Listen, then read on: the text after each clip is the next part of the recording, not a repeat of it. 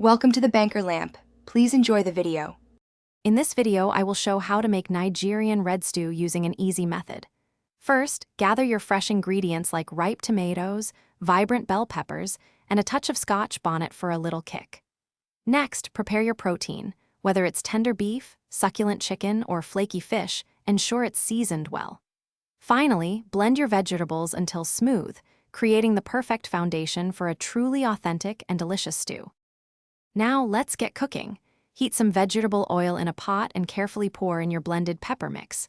Fry this mixture, stirring occasionally until all the water evaporates and the oil begins to separate.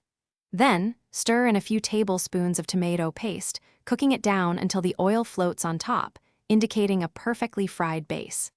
Season generously with salt, 2 bouillon cubes, and a pinch of curry powder for depth.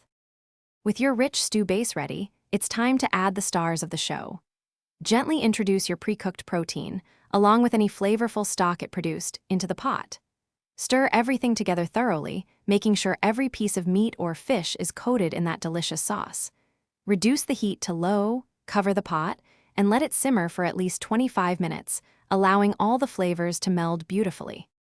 Finally, taste your Nigerian red stew and adjust the seasoning if needed, ensuring it's just perfect for your palate.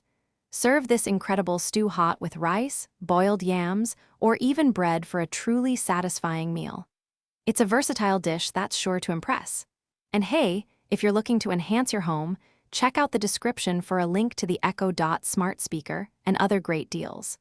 Enjoy your delicious homemade stew. Thanks for watching. If this was helpful, leave a like and consider subscribing. See you next time.